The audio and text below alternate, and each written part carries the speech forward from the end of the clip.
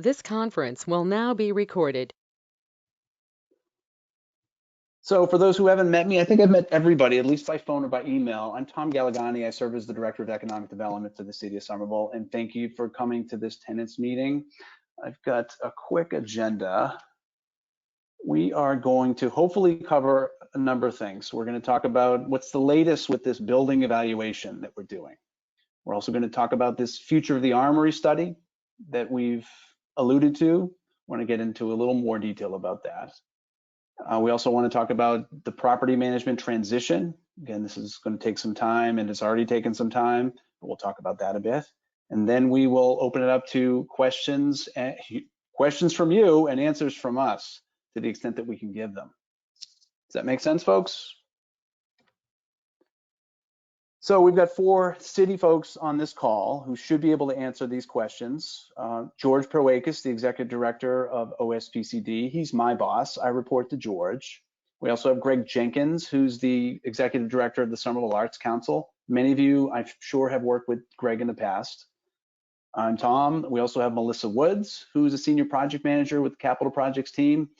You've seen her emails. She's coordinating the building evaluation study. Let's see. Melissa, can you unmute yourself and just talk through this slide? Give us a sense of what's happening. What's the latest? Yeah, let me know if you can't hear me. But it's nice to see everybody. Thanks for putting up with my project team that's been entering the building lately. So like Tom said, I'm a senior PM with Capital Projects. And to better understand our acquisition, this building acquisition fell at a timely fashion with some of other building master planning studies within the city. So we were able to utilize the same consultants to better understand our acquisition. So what has been completed thus far is the environmental site assessment and the hazardous materials review.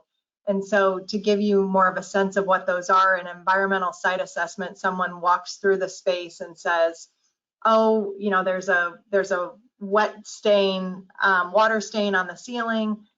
Or for instance, in a utility room, there might be standing water here. Those need to be addressed. So they kind of give us a laundry list of what they're observing in the building. And then the hazardous materials review was actually pretty simple for this building because there was a major renovation about 10 years ago, but the building's evaluated to say, for example, this looks like asbestos. This building was renovated when asbestos was used, and they take a small sample of that material to be tested to let us better understand if we're gonna even put a nail in the wall, what we should be careful of. The last thing that needs to be completed that will happen next month, which I can't believe I'm saying October already is next month, is the exterior envelope review. There is some suspicion of when the renovation was done, if the proper coating was used on the outside of the building. So they'll be doing some moisture testing on the exterior envelope to report back on what shape that is in. So this is all information gathering at this point to better inform us of the acquisition that we made. And then at this point, there are no plans for any work to be done, but these inputs would inform if any work was to be done, whether maintenance or renovation on the building. Thank you. I'm happy to answer any questions, or I'll be here for the duration of the presentation and you can catch me at the end. Does anybody have any specific questions about the work that Melissa's team is doing? All right. Again, if you come up with a question later, we're happy to take it. And I want to introduce George. George, feel free to unmute yourself and talk through the next couple of slides. Sure. Hello. Thank you all. There's a lot to cover in the next couple of slides. So as you all know, we did the eminent domain acquisition of the Armory in early June. Kind of shifted over slowly our management of it, and have been working steadily to address what our next steps are and how we can make them work. I think I'll start most significantly by, and I don't know how many folks were involved or watched the conversations with the mayor's office and the council at the city council subcommittee meetings when we talked about this acquisition. But it has become clear to us over the course of recent years that one of our great challenges is the limited amount of space available for artists and art uses in the community. And a lot of them are in lease agreements with landlords and are in circumstances where right now it's really dependent upon being able to maintain relationships that may or may not work over the long run to keep artists where they are in our community. So we started and have been looking into circumstances where it made some sense to say, could we stabilize the financial situation in the arts community by having more things that are owned either by nonprofits or by the city, where the arts community wasn't necessarily carrying the capital costs of a building or the purchase price of a building in their monthly leases, and how that might work to make arts work in a building better. We had some conversations long ago with the Saders. The situation here at the Armory got particularly tenuous in the midst of COVID when there was an interest in potentially renting the arts hall space and sort of locking it up for a non-arts use for 5 years. And that led to some of the conversations that led to our decision to do the eminent domain acquisition, which went in place in June. Since that time, because we acted quickly in an effort to ensure that we could have and preserve an arts location for the long run, it left us in a situation where it took us a little bit of ramp up time to kind of get where we needed to be and where we need to go. One of those challenges I think you've seen in that we may or may not have had the smoothest start to being the operator of this building when certain things went wrong and stuff. And I think Tom has done a great job at trying to be responsive when circumstances have come up and there's been a maintenance issue or something in the building. And the next slide talks a little bit more about how we're going to try to address that in the long term. Previously, the maintenance of this building lied with some mix between the previous owners, and at some time, certain people at Center for the Arts, the Armory, were assisting with that. But that really isn't part of their core mission as an arts nonprofit. So we've worked to make sure that we want to be sure that we as landlord can manage that in the long run. But I think the bigger question was, how do we go about figuring out what and under what circumstances we want an arts building to be? And it's become very clear to us that the most significant thing is that we know what we don't know, and we know that we need assistance to figuring that out, understanding that, and really building the plan, really the business plan and the operational plan for the building going forward. So we've decided we're going to put out a request for proposals. We're going to hire a consultant to develop an overall plan for the Armory, and kind of what that means and how being an art center will work and how that's all going to go. That consultant, amongst the things they're going to be looking to do, is hold meetings with the public to understand the needs of the community, meet with any existing tenant who wants to meet with them. I think some of that conversation will also occur with the immediate neighbors who over the years have expressed a number of different thoughts about the Armory itself, and work to develop essentially a business plan, a management strategy, and a leasing plan so that we know kind of where we're going forward from there. So I'm trying to be realistic here. Sometimes I think some of us are a little too, we underestimate how long things will actually take, especially when going through the process of request for proposal and finding a consultant that can work with us and having community conversations. So the estimate that I can realistically provide is that doing that study would take from now to April. Between the time it takes to sign the consultant, bring them on, have them complete the work, have them work with us, have them answer those questions. One of the things that consultant is going to do is a leasing plan for that long-term future, how we find and get to the point where we know what the circumstances are, whether someone is or isn't a future long-term tenant, what that future long-term tenant needs to be paying for rent in order for us to be able to sustain the operations of the building and sustain the operations of the arts use that they are doing, and how that moves forward from here into that sustainable business plan and works in a way that it works. Because we are a public agency, the process of actually saying in the long run that someone is the leaseholder of a specific space or remains in a specific space for the future long term, we really need to go through a competitive request process after we have had the consultant complete the report and defined the circumstances under which, the criteria under which we're going to make that determination. So the consultant works with us to set the criteria under which we make the determination, and then after that, we have an opportunity for people to say, okay, I want to stay under these circumstances, or I want to bid to get a space in the Armory under those circumstances, and they bid, and we look at who comes in and what circumstances come in and what we're going to do. And that goes for the entire building, including the Center for the Arts, the Armory space, as well as every other space. So when you look at that time frame, realistically, it places us into the end of spring, beginning of summer of next year, before there's a circumstance whereby we can say, all right, this is who's permanently here under these lease terms, under these circumstances, and they're consistent with our business plan.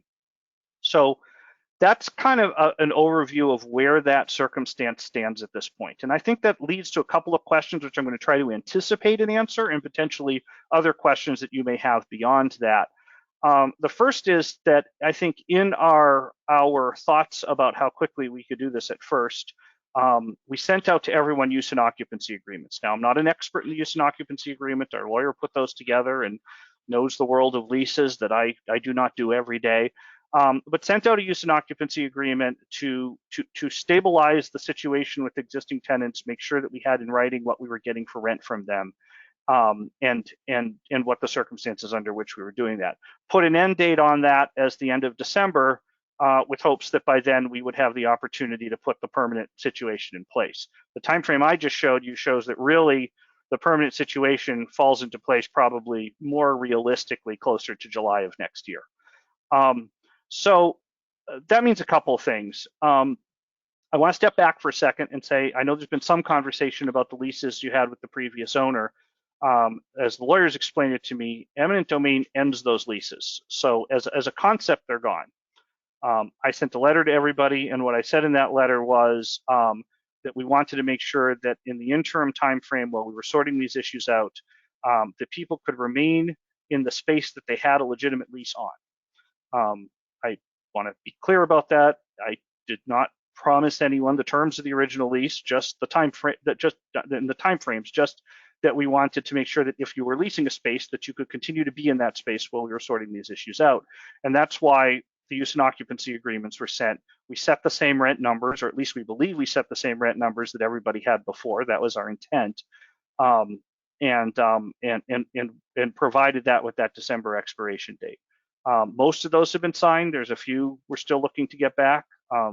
People who haven't signed them don't have a lease right now because the existing lease isn't active. So we'd like to get those signed. And I guess one of the things I'm saying today is that it is my expectation that we'll be sending you extensions to go through the rest of winter and spring while we continue to sort these things out. And if you want to stay through that time period and you can sign that extension, that'll give us a little bit longer to sort a number of these things out, which is what we want to do. So that's kind of where things stand on that timing and that schedule. At the same time, I want to add something that I don't think we've directly addressed before, which is the circumstances if you decide you want to leave, or if we are in a situation where you look at the future arts plan and you look at what you're doing in the building and go, I don't know if I'm likely to be a part of this future arts plan, and boy, maybe I should start looking for other sites. The individual, drawing a blank on his name right now, who we had been working with at the beginning of the process, who kind of was an eminent domain expert. One of the things he does is relocation assistance. An eminent domain taking entitles tenants to relocation rights. I'm not going to go into the details of it because I'm not a lawyer and I don't understand it completely, but essentially relocation rights includes the cost of moving somewhere and some assistance to help find someplace else to go, as well as a time period in which to do that, which I don't know exactly what it is, but it's a few months to do that. Tom is in the midst of making sure that we have our relocation consultant person on a long enough contract so that they can continue to help. If an individual tenant is in a position where they've said, all right, I want to see what else is out there, I want to see if I should go somewhere else, whether they are an artist or not, that we're going to make that resource available to you in the very near future. So, and you can see what that resource means to you, what it kind of takes to get that relocation to happen. It's on the city's money to do that under those circumstances, under the legal rights of eminent domain, which again, our lawyer isn't here today, but she over time will outline and provide some of that information to you, so, along with the relocation consultant. So if you're interested in talking to the relocation consultant earlier, that's fine.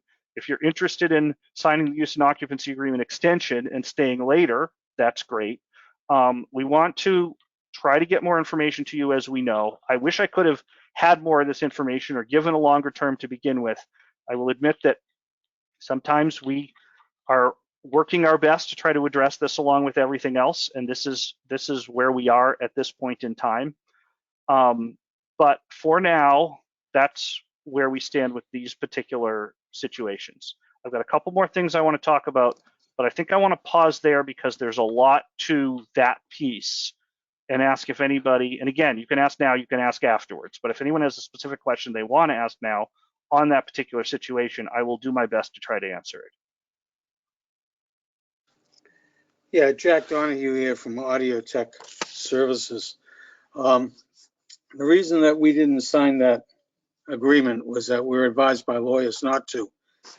And I've also been advised by the Massachusetts Bar Association that my lease is very much valid and in effect. So I don't mean to be a troublemaker here. I'm just trying to protect my own best interest. I would have no problem staying here to the end of my lease, which is basically another 3 years at $1,200 a month. What my main concern here is this talk about things going out for bid.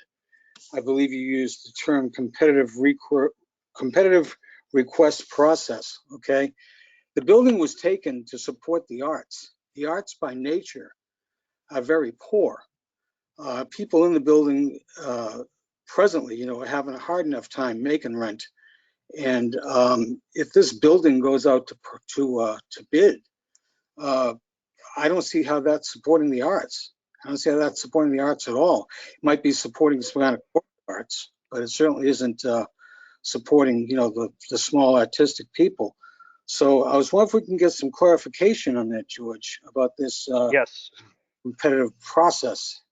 So absolutely, I think there's something very significant that I need to clear up surrounding that, and thank you, that's a very good question. I will address the legal question on the leases to the extent that I understand it.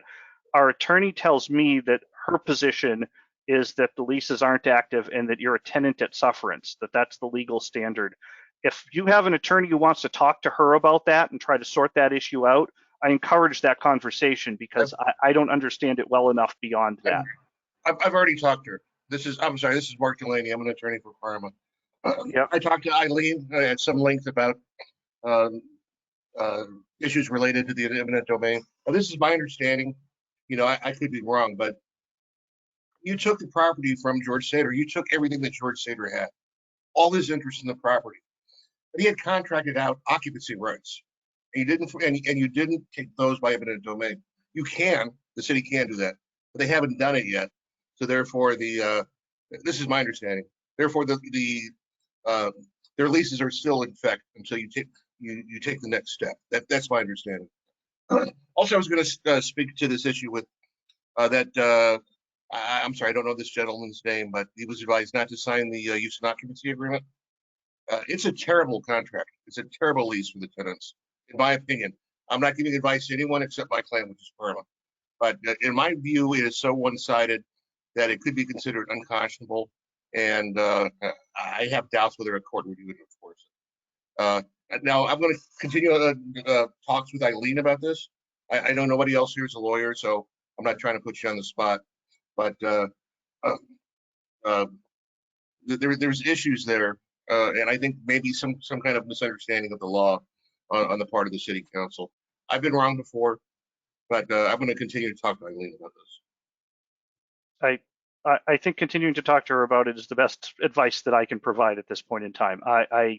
And so let's set that issue aside for a moment, I want to talk about the competitive process, because the competitive process is not, this is very important for me to say, it's not competitive on price. We are not going to select the person who's paying the highest rent as the person who goes into a given space. That's really important. We're going to set up a system with the assistance of this hired consultant to, if there's competition for spaces, make sure that that competition for spaces rewards people based upon their contribution to the city and the city arts community, not necessarily based upon paying rent.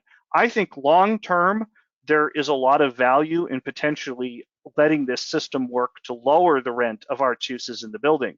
But I don't know, but I need to do these steps to get there, because I'm being advised that at this point to do by the lawyers, by Eileen, that our existing use and occupancy agreements should be based upon current rent while we sort this thing out.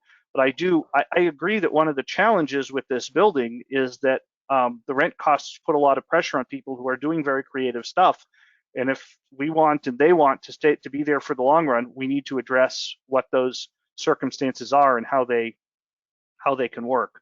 And if that means that they pay less, I think the advantage is, and the city council made this very clear, our elected city council made this very clear, that when we did the bonding and borrowed to buy this building, that the cost of that was not something we necessarily wanted to burden tenants with and create cost competitive situations.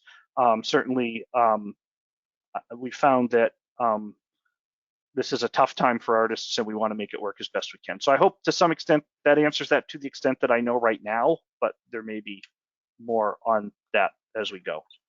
I have a quick question regarding the importance to the arts community, and I think I've been very full throttle about this from the beginning in May, when the tenants were not spoken to about this. And I don't want to continue through this avalanche of emotions that this caused for not only me and many tenants, and the general public very much knows at this time. But when you talk about agencies that are arts organizations that are being put out, I'm very well aware of these artists as a member of this community since I was 18 for the last 2 decades. With that done and said, one of the things I was talking to Jack, my colleague here, who is already an artist, who spoke earlier, so far, those particular meetings that were happening with the Center for Arts and the Armory and Center for Arts and the Somerville Arts Council have not even incorporated us as art tenants in their meetings, beginning from Somerville Open Studios to Summer Streets to another Somerville Open Studios downstairs, and the upcoming October 31st Summer Streets. So I hope that as we move forward, and I've spoken to other art tenants here, and also a person who's been a dynamic person in the arts community for 20 years and knows most of Somerville Arts Council, I hope that we start to become more inclusive. And I'd love to know some of those ways, because if we talk about the importance of arts, we need to really talk about all artists that are important. That's all. Sure. I think that's a very fair and reasonable comment. I think that one of the reasons we want to get a consultant who understands the arts community, probably, I mean, I know Greg and Tom have spent a lot of time with you all. I have not as much, but I want to get to the point where us and our team are having more of those conversations and understanding more where and what this challenge is. That was a little tough to do at the beginning. I won't dive too deep into that, except to say that moving from this point forward, I share that. I share that perspective that we need to be working and figuring this out as a community. If I could just jump in here for a second, we had an event here on Sunday, and none of the businesses or arts here that I know of, none of the artists here in the building were invited to that event. This could have been a wonderful opportunity to have an open house here, to have people come in here, see what we do, this and that, and we were never invited. All we got was an email saying that the street was going to be closed and we might want to park our vehicles on another street. That's not very inclusive, and I think we need to throw that right back at the Somerville Arts Council. I don't think this has anything to do with the consultants. I think that good leadership comes from the top. And if we're going to be inclusive, all the people in this building need to be included. Thank you.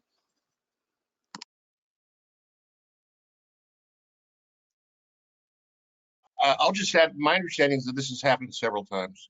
I understand it happened recently. My understanding is that this has happened at least 2 or 3 times previously as well. So we're a little out of my day-to-day area here. I don't know, Greg, or if you or Tom have any thoughts to add on that particular situation, if there's things we can do, but.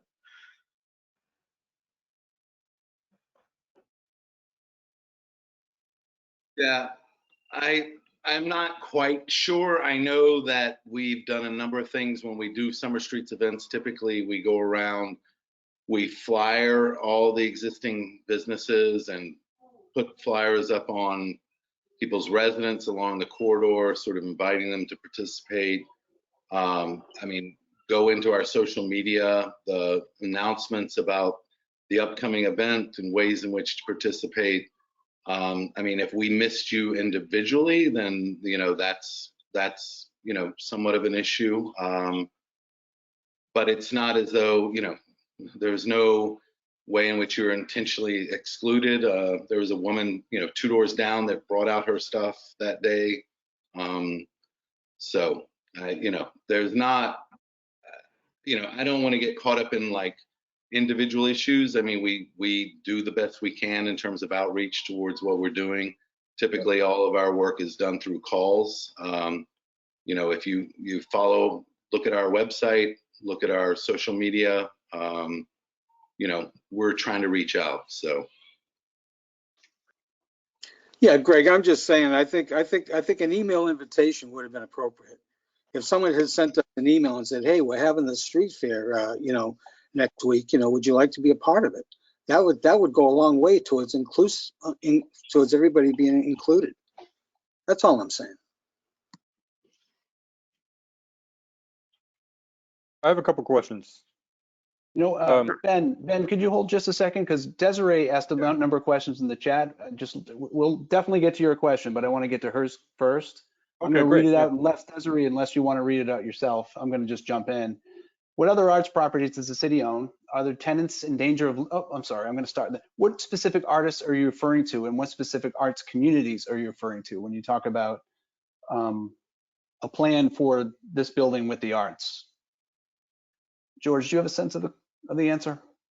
I think the only sense of the answer I have is that I need someone who understands both the arts community and the management of buildings to help us on this.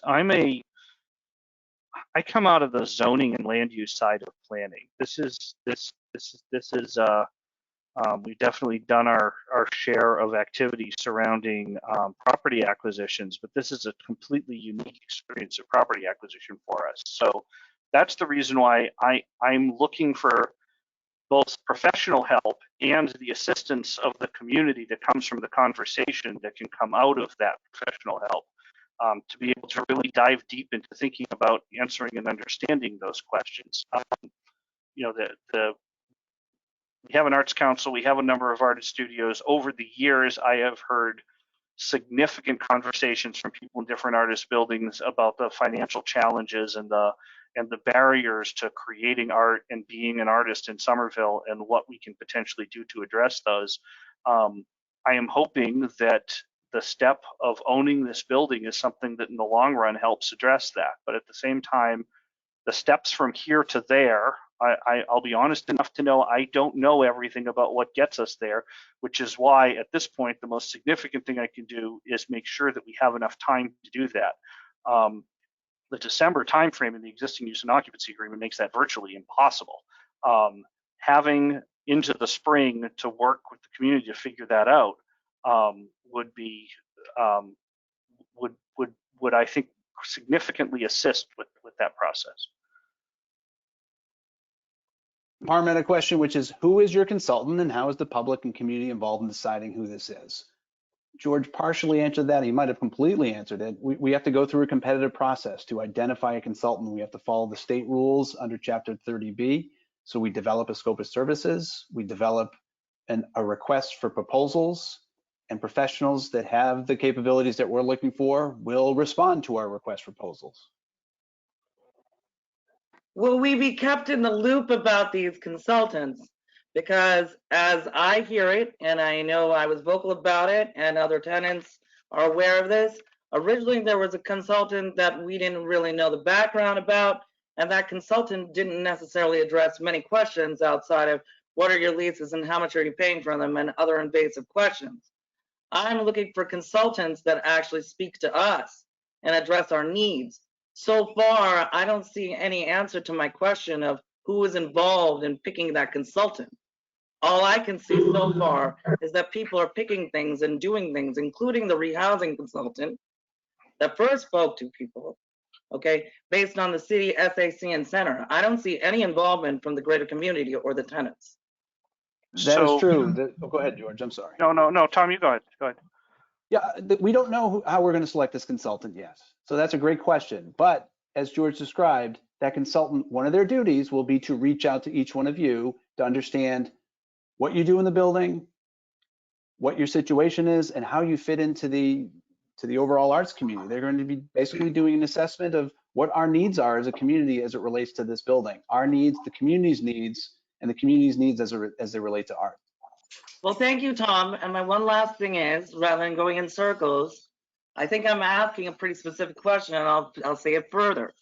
I don't see any conversations happening with the rest of us with regards to this. I haven't heard about any potential consultants, who they might be, where you're going through them. There needs to be a larger discussion rather than people saying these are RFPs. The right to process in a certain place needs to be considered by the public as well as the tenants, and not individual organizations processing them by themselves. So if a consultant is in the mix, we should probably be able to have open access to what you're looking at and particular consultants and firms that you're looking at, rather than throw us in the dark as you've done earlier. Oh, that's a great point. We're we're obligated by law to release that RFP to the public, so everyone will see what we're asking for. So Tom has put together a scope of work, and I don't mind sharing. I mean, it's a draft. I don't mind sharing that draft to show you what we're looking for a consultant to do. We can do that. I mean, we're in that point where we're getting ready to send that out. What happens is it goes in a couple of official documents, and then our contracting office says, you know, where do you think I can find people who can actually do this? And honestly, that's one area where anybody who works in the arts can help me. Once it's out there and it's on the city website, please share with people you know might be good at doing this type of work and understanding this. This skill set, I will say, is completely different than the skill set of the individual we had the day we were doing the building taking. He's an expert on eminent domain and tenant rights, and he's also really probably one of the best people out there in the world of tenant relocation, of helping someone find a different place to go if they're going to leave. It was an interesting fit to bring him into this, because I'm not necessarily saying, you know, we weren't at day one saying people were going to leave, and we were still trying to figure out all of what was going on, but he understands eminent domain law well, so we sent him to talk to people. I understand that if you do a little research on him, you figure out we used him in other places to move tenants out of buildings we were tearing down. The circumstance here is completely different. And the person that we have help people relocate, if they want to relocate or if they reach the point where they need to relocate, is not going to be the same consultant who's doing a study on the future of the arts. So and that person has to be somebody who comes on board and spends a lot of time talking to everybody in the community about this and gets to know it, and hopefully understand something about the arts community in Somerville and Massachusetts in general, and can be supportive on this. I have no preconceived notion of who that person is. I don't even have a list of who that person could potentially be. So, you know, folks in the arts community know who might have that right mix of understanding the arts community and understanding the business sense of running a building like this. That skill set is really specific and really helpful, and that's what we're essentially looking for to do those community conversations. The next question from Desiree, what other arts properties does the city own? Are there tenants in danger of losing those properties? You referenced financial concerns about the existing arts communities and lack of space for artists in the city of Somerville.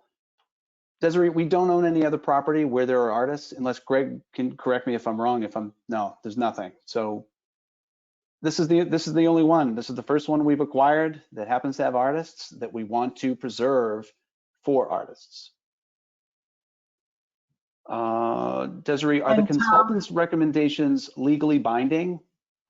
The consultant will, their end product presumably is going to be a report. They're going to give us a number of different recommendations, as George described, about how to run this place in the future, how we might think about managing this facility and how we might think about choosing tenants and prioritizing arts tenants. And so they'll give us a bunch of recommendations and we'll take those recommendations. We may implement some of them, all of them, none of them, but it'll give us some guidance about how to proceed. Does that make sense, Desiree? Am I answering your question? Looks like she's offline for a second. Carmen had a question. Is it true that the leases, however, need to be considered by the public as the eminent domain process continues? I think, Tom, sorry to interrupt you. I think my lawyer already addressed that one. Thank you. Sure. Thank Desiree you. had another question. Is the financial compensation for tenants whose leases have been unexpectedly terminated by eminent domain? There's a whole process. If you decide to leave, if it's determined that you're not selected to stay here after we go through a planning process and it's not the right fit and you don't continue, you have, as George described, you have rights for relocation. So there's financial compensation, the details of which I don't intimately know. Yeah. But again, I would suggest something. If somebody finds an opportunity and they want to leave before the end meaning, as George described, June, let me know and we can put you in touch with our relocation consultant so you can find out about what your rights are, what your financial compensation looks like, so you can make a decision. Somebody might find a facility that's a perfect match for them today. They might not want to wait until June or they might think they want to stay here. In all those circumstances, let me know if you're interested in relocation. That would be helpful. Procedurally, there are steps we need to take, so the sooner we know that, the better off we are. Let's see, Parma had a question. How is the analysis made of the tenants' importance to the arts community? Again, we're going to figure this out. We're going to figure out what the future of this building looks like and what kind of uses make the most sense. Again, some of you, let's be quite honest, some of you are involved in arts, some of you support artists, and some of you are not involved in arts. I think we're going to prioritize those things a little differently. We're going to wait to see, we're going to have a public process. This consultant will coordinate a public process so we can get feedback, not only from you, but from the public. So we can have a sense of what's the most important thing for us to preserve in this building. It's not a complete and precise answer. I understand that, but that's the general direction that we're heading and how we hope to tackle that problem. I was just going to chime in that I understand using a consultant. That makes some good sense, but the consultant, isn't he or she going to look at this from a dollars and cents aspect, and not really take into account the quality of the art, the history of the Armory, things of that nature? I mean, thanks, Mark. Yeah, that's a good question. That's not our priority. Again, we were very clear. We went to the city council and sought approval to acquire this building. We want to acquire this so that we could continue to make it affordable for artists. As George mentioned, that might mean lower rents for artists. So we're not looking to profit on this. We're not a profit-making entity. We're a governmental agency. We want to be long-term stewards of this property. And so if we set priorities with the consultant, we will in this RFP, and we've been very clear from the day that we announced that we're interested in taking this building. We want to preserve the arts. We're not looking to get the highest dollar. If that were the case, we'd continue to let the Saders own this building and they would do as they want. They're a profit making entity. We're not. We don't have those motives. We won't have those motives. Does that answer your question?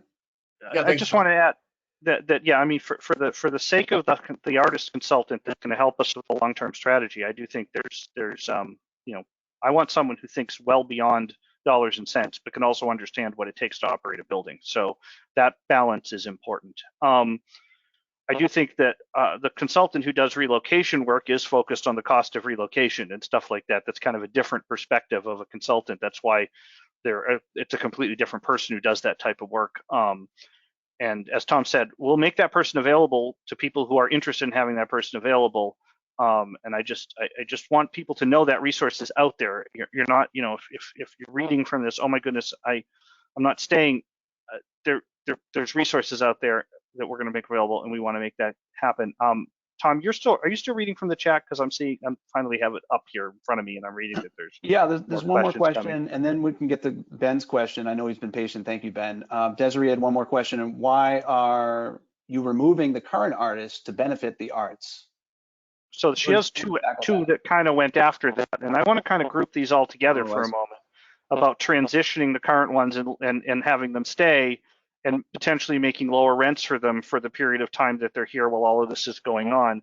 And I think a lot of this is wrapped up in legal questions that I have a bit of trouble answering. You know, and I'll be straight with you. I think a lot of it is wrapped up in this idea of this tenant by sufferance thing. If as our lawyer understands it, the existing leases aren't active and the situations are such that we have nothing, we as a city government need to be in a position where we build a logical basis for how and why we're setting up long-term leases with tenants, which means I need to put it through a bid process. Now, the conversations with the consultant on arts and the way that we put RFPs and what we decide to do, you know, if there's some value in that to, I don't know quite how to say it, prioritize existing tenants or make that part of the way that that process works, we can try to figure that out. We can have that happen. But what I don't think I can do is I can't magically wave a wand and say, well, just because someone's here, we'll let them stay for a long period of time. At some point in time, we need to do this process where we sort of evaluate the circumstances. That said, I understand, and my goal is not to disrupt the arts community to save it. You know, that doesn't make any sense. So as we do this conversation, we need to understand that. Your last question, can we make the rents lower during the meantime? I'll ask our legal team that. I think she seemed very determined that we had to keep things stable for now. But I also, one of the goals was to stabilize the arts community, and to some extent, one of the issues was that rents in this building can be a challenge. And I certainly don't want, I don't want a situation where somebody is financially burdened by the, in the meantime, rent when they might be the best applicant in the world to bid for the long term and get a great rent discount and stay. That would not make a whole lot of sense. So the only thing I can say on that question is I've got to ask, because it's in the world of legal leases that I don't know. But it's an intriguing and interesting question to see if a little bit of relief in the short term might potentially be one thing that is doable. And I don't know if it is. Tom, who else had a question? Ben is next. He's been very patient. Okay, that's fine. Let's go there. All right, thanks. Okay, so Kathy did send me with a couple of questions. One is she's very concerned about the timing of when everyone will learn whether they get to stay or not. So, for example, Kathy might be interested in staying long term if you guys will let her. But she really needs to know when the decision will be made. Like, for example, if she has to move out January 1st and she doesn't learn whether she gets to stay or not until December 31st, that's not really going to work for her. You know, finding new space is a lengthy and difficult and costly process. So what can you guys say about the timing of when that decision will come down? So here's a couple of definitive things I can say. The first definitive thing I can say is we're going to send extensions of the use and occupancy agreement through the end of June. So to anybody who wants to stay that long, that is out there. There is also a time frame, and Tom, you may know this, if it's 3 months or something, I'm not sure. If we were to move post eminent domain into the process of telling someone they have to relocate, we have to give them a period of time. And I think that's a 3-month time period in which to do that. So if we were reaching the point where we were saying, all right, you know, we're not going forward with this tenant under this circumstance, we have to provide some period of notice. And I don't know exactly what that period is. I can check, but it's not one day. So, you know, it's a couple months. There's an opportunity to adjust there. I think there are some milestones whereby we will kind of know where things are headed. when the study's complete, we'll have a better idea of what the priorities are going to be in the process for folks staying long term. We then put that out. Maybe it's the month of April or month of May when people respond, and we figure out who's going to end up where and how that's going to work. And then after that's all announced, there's still that legal time period where we have some time to sort out what happens to someone who goes. But I think what I can say with confidence now is that if for people who want to stay, none of that is happening before next summer. So that's about as confident as can be. And Desiree, I'm seeing your last comment here, and I'm sorry. Sometimes my language is imprecise enough that it was not my intent to. I think just because someone's here comment probably didn't come out the way I wanted to say it, and I hear the point you made in the chat. So I just have a follow-up question. Sure. If it's all right. So from what you said, it sounds like Kathy can reasonably expect that there will be at least 2 to 3 months from when you guys say either, okay, great, you can stay here for 5 years or whatever, or okay, you have to move out. At least a couple months between then and when she actually has to move out. Does that characterize what you said pretty accurately? Yes. Okay. Yep. And so the extensions through June. One thing that Kathy was concerned about was the other thing that you guys sent around that many people signed but some people didn't. That specified that things would go month to month past December. So you're talking about this extension to June. Is that a month to month thing, such that maybe she can stay January, but then February, this artist comes along and can take her space, or? No. We're going to give you a full-fledged extension to June. That's forthcoming without that chaos of the month to month. We've heard that. I understand and I've heard that concern. That's in response to that, plus looking at this consultant schedule, it doesn't make sense to do a month to month at this point. If people want to stay through, now on the other hand, if you decide in April you want to leave, okay, we'll work with you. I don't want you to feel tied. I'm also not trying to create a lease that like ties you in that makes you stuck. But at the same time, if you want to stay till June, I'm telling you, we'll write you something that lets that happen without having to worry about the month-to-month issue. Okay, Tom, you were trying to add something. Sorry. Yeah, and we've said this in the emails. The point, whether you believe it or not, the point in signing folks up with use and occupancy agreements, leases for some period of time, is so that you don't feel like you're a month-to-month tenant. Because right now, our legal folks tell us that you're a month-to-month tenant. So if we can give you a lease until the end of June, or use an occupancy agreement, I think there's a distinction between the two, but I'm not a lawyer. That will give Kathy some confidence that she's going to be here until June. Okay. That was our intent. That is our intent. So just to clarify something Tom said, our attorney says you're a tenant by sufferance, which I think is actually worse than a month-to-month lease. But that said, again, I know others on this call disagree with that, and I don't know the law enough on it, so I'm just going to leave it at that for the moment. So that's that. What I want to do is make sure to give that stability to June while all this other stuff is happening. That's part of the goal, and one of the things I wanted to make very clear to people today. So thank you for asking the question to let me clarify that again. That is the intention, to provide an extension through the end of June of 2022 so that we can do this additional work and have some stability on that front while that's happening. Excellent.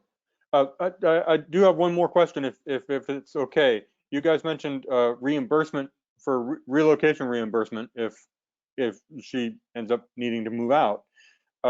Is there any word on how much that will be and when that happens? When do we know how much it will be?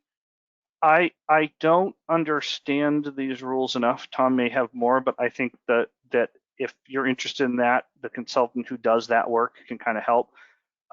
It is my understanding that it is the cost to make you whole through the process of relocation. Am I describing that right, Tom? So yeah, it's the obvious cost of moving. You know, hiring a moving company to move your equipment from one place to another.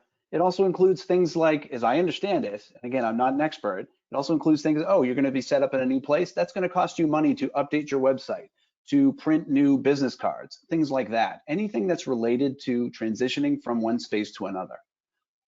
Again, I might be saying some minor thing, but big picture, yeah, it's, as George says, it's supposed to make you whole. But reach out to me, or not but, and reach out to me. We're in the process of extending the contract with our relocation consultant, so he'll be available to answer these questions in great depth, much greater depth than I can. Okay, thank you. Does that make sense, Ben? Yes, thank you. All right, I wanted to address two other quick things today, and then we can kind of dive back into questions and answers if people want to do that. One is a question about zoning that's come up a few times, and the other is a question is the status of the situation surrounding property management. This has kind of come up in conversations in thread lines, either with some of the tenants or between tenants and neighbors, or with some of the neighbors, or in one substantial case between neighbor and an elected city councilor. You may all recall, and hopefully you're aware, that the Armory existed as a building and was allowed to exist under a special permit that was granted by the Somerville Zoning Board of Appeals in a time frame, I think 2008, 2007, 2008, which was then updated in 2011. I wasn't around for the original. I was there at the zoning board meetings in 2011. It is a very memorable part of my experience as a Somerville City employee, because we decided at that point in time we were going to open up and allow the Armory to do more things than the original approval allowed, and got a real earful from the immediate neighbors and the elected officials, the city council, the board of aldermen at the time, about some of the concerns they had about noise impacts and crowd impacts and parking impacts.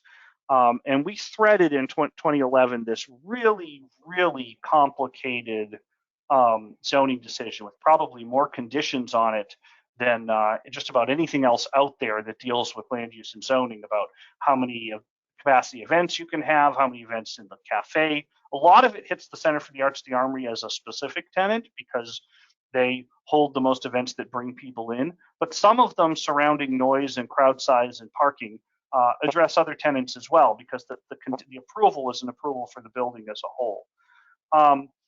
The Somerville zoning ordinance that's in effect now specifically exempts city-owned buildings from the code. So at the point in time when the city acquired the building, essentially it became an exempt building under the zoning ordinance rather than one that has the special permit with the conditions attached to it underway. I believe if you look at the use and occupancy agreements we asked you to sign, there's language in there that says that you'll abide by the conditions of the 2011 zoning approval. The reason why that's in there is because absent that, I have a substantial neighborhood problem, which is that should I just be able to say, oh, everybody can do whatever they want, and the Armory can now break all the rules of the 2011 zoning approval, I think that it is likely to create a not so great experience with the neighbors and create challenges for us as a landlord and you as tenants with being neighborly and good neighbors with the folks around you. That said, I have been honest over time with everyone, including the neighbors, that those particular conditions are potentially one of the onerous things that makes it tough to operate an arts building and make it really work. There are circumstances where you want to have events that may run later at night. You may want to have an event outside on the lawn that's a little closer than you're allowed to do today. So one of the things I hope to do through this consulting conversation and through sort of resetting stuff with the new process that we'll set up and the new final leases that we'll sign is to set kind of what the good neighbor policy is of this building. And it likely will include many of the things that were in that original zoning approval in terms of hours and noise levels and stuff like that. But it may likely also not include some of those things and be more flexible than that original approval, which I think will allow us the opportunity to make sure that certain circumstances the arts can thrive here, but still be a good neighbor. So those are conversations we need to have with the neighbors, and part of this consulting process is going to have that conversation. What I wanted to leave you all with today is the reason why the use and occupancy agreement says it, and the reason why it's important to us is we want to sustain that existing set of conditions for now. It is not my policy to surprisingly change things on neighbors without a conversation with them. I want to do the best I can on that front. At the same time, I also want to make sure that we are clear that we may not stick with all of them going forward. And we don't have to because of the zoning provisions for a city-owned building. That gives us that flexibility.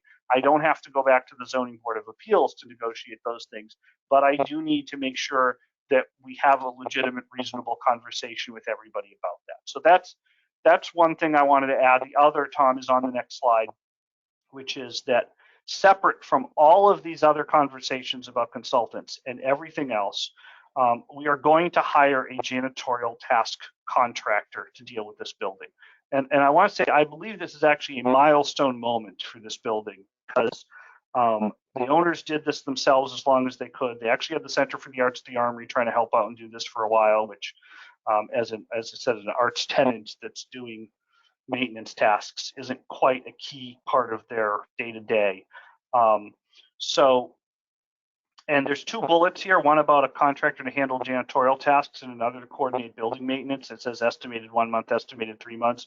We're still having a conversation about whether or not we can converge those together into one contract so that the person who's in charge of making sure that the floors are swept is the same person who makes sure that if the roof is leaking, they can send someone else out to do a roof leak.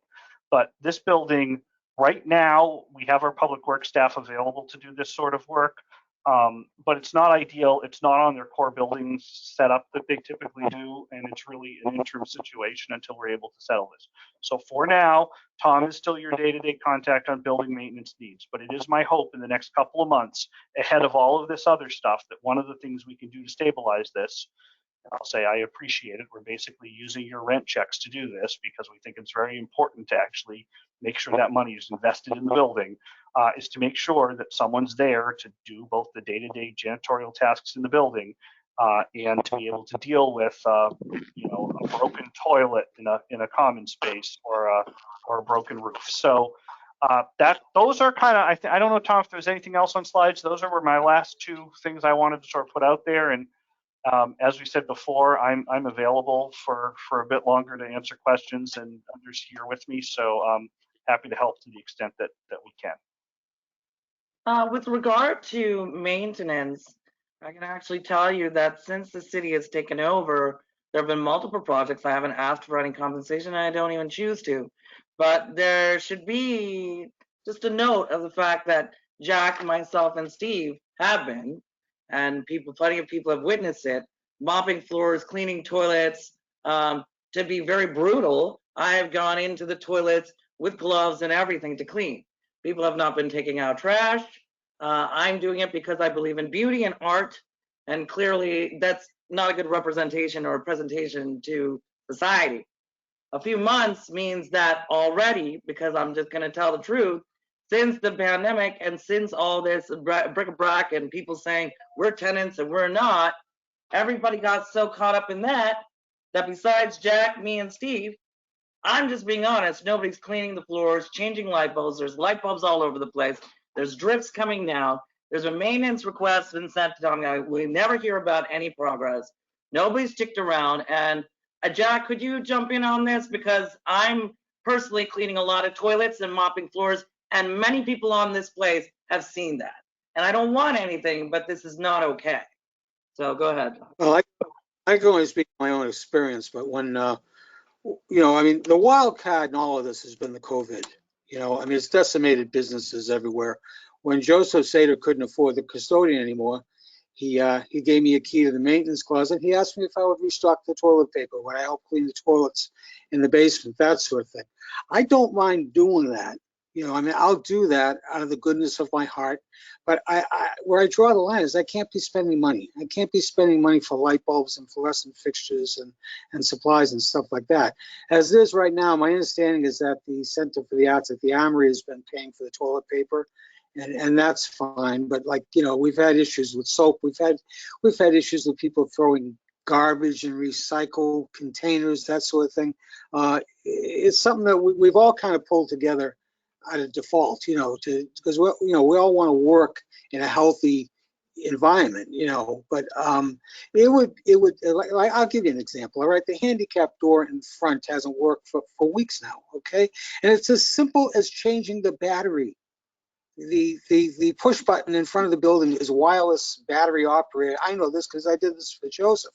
But as a tenant, I don't want to overstep my bounds. I don't want to be going out there doing maintenance work without the permission of the city. So this is something that needs to be addressed. I mean, maybe Tom and I can come to some agreement. Maybe I can go buy some light bulbs and you can reimburse me, or you can send your electrician down here. But the thing is, we need to make it happen one way or another. We really do. We need to make it happen for now. Right, and to tag along with that, I do know at some point the center was involved in the janitorial thing, but it has not through many, many months of the pandemic, and there are many, many people in this building that have seen that. And so not only are we assets in paying, in my case, $3,600 a month, which is just, it's oppressive that you guys could not be more considerate to involve me even in something called the Somerville Arts Council Summer Streets. That's one thing. And two, just a general level of respect, and I'll end it with that. I don't want any comments because it's just the reality of it. Just thank you, Jack. Thank you, Steve. Thank you, Parma, for not only giving us tons of money, but cleaning our toilets, taking out trash, and you guys just haven't shown that respect. And I'm insulted, and I hope that can change down the line. Well, you beat me to what I was going to say next. Thank you, Jack. Thank you, Steve, and thank you, Parma, for doing this. I'm serious. Like, the Center for the Arts of the Armory made it clear to the previous owners, my understanding was quite a while ago, that they weren't going to do this sort of work anymore. I was not aware that you guys picked it up and are still doing it to this level. It is my hope in the very near future to have someone on board doing this work. In the meantime, here's the best request I can make on this front. Talk to Tom about what's going on, and if there's a repair, we would like to do that repair. I am not opposed to the idea, if you get specific okay from Tom to do it.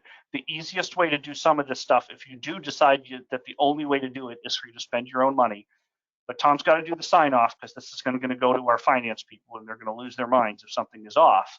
But the easiest way to do it sometimes is to buy the thing and subtract it off your rent and send in the bill, send in what you paid, the receipt for what you paid for along with your rent check. And I am completely okay if you decide you want to do that over the course of the next month, as long as Tom knows you're going to do it before you do it. But that said, all of that's ridiculous. I'm completely on board with the idea that all of that is ridiculous. We should have a person in here who's doing this, and we're working to do that as soon as we can. Well, that's and my point, that means that you guys should be putting eyes on that. Where are your eyes on the building if people are talking and seeing all these problems, dirty bathrooms, untaken care of dogs? Where are your priorities? If you guys are talking about 4 or 5 months down the line that Jack and I won't be cleaning, defecation from the toilets, where are your priorities? Parma, please call me. Hold on. Parma, if you see problems in the building, pick up the phone and call me. You have my number. I do, and you say you put in work request. Sorry. Well, I'm not going to put in a work request for cleaning the toilets. Hey. Let's figure out a solution here. So hold on a second. Can I jump in here a second? Sure, go ahead, Jack. Okay. Okay, let me just say this. There was a period last year where things were very, very dark and gloomy here, all right? I found myself in the role of custodian, handyman, even security. I mean, I had homeless people coming in here and defecating on the floor, And I said to Joseph, Joseph, we've got to lock it up. We got to lock this building up. The cafe was closed. We couldn't leave the doors open for the homeless to come in here and make a mess of everything, And the point I'm trying to make is that when you go above and beyond like we have, we are invested in the building. So there's obviously some emotional feeling here because this building is now a part of us. And we've gone above and beyond to keep the building clean, to keep the building safe. So it's difficult. It's difficult for me, to back off. When I see something that isn't right here, my immediate thing is like, oh yeah, I should fix it. Joseph would have no problem with fixing that. But now, I'm trying to observe boundaries here. But I just want to throw that out for everyone to understand that there's an emotional attachment here. There was a time that there were only three, maybe 4 businesses operating in here. you know, and basically we were managing the building. We're running the building, you know. I just wanted to throw that out there. Farmer, thanks for all that you do, and you too, Steve. Thank you for all you do too. I really appreciate it.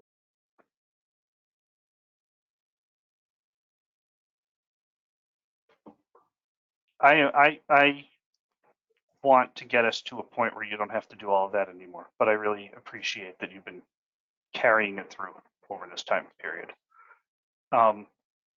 Does anybody else have anything they want to dive in with?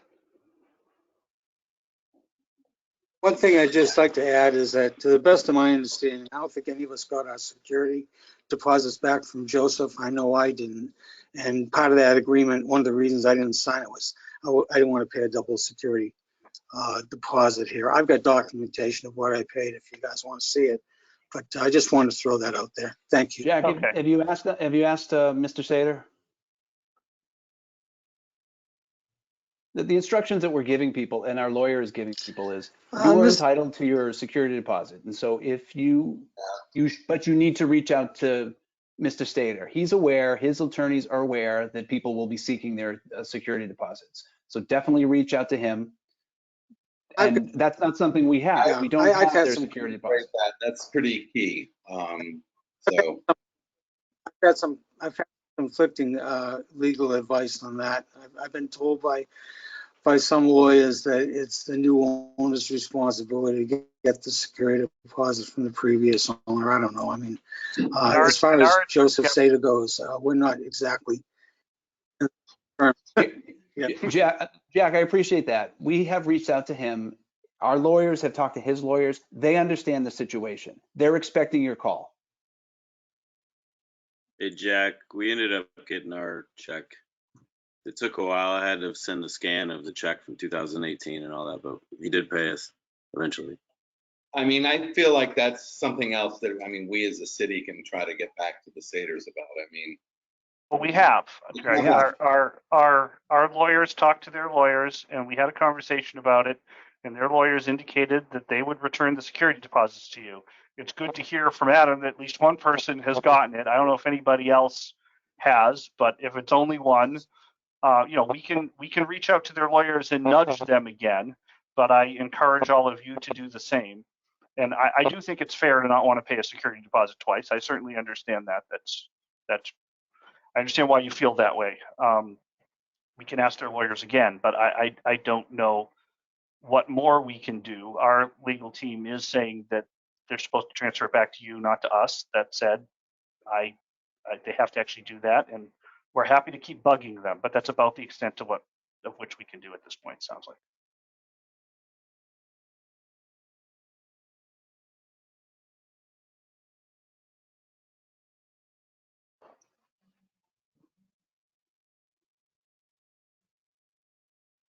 Tom, I think that's it for now. I think the last thing I want to say is that I know we've received some feedback that communication has been a little tough from us.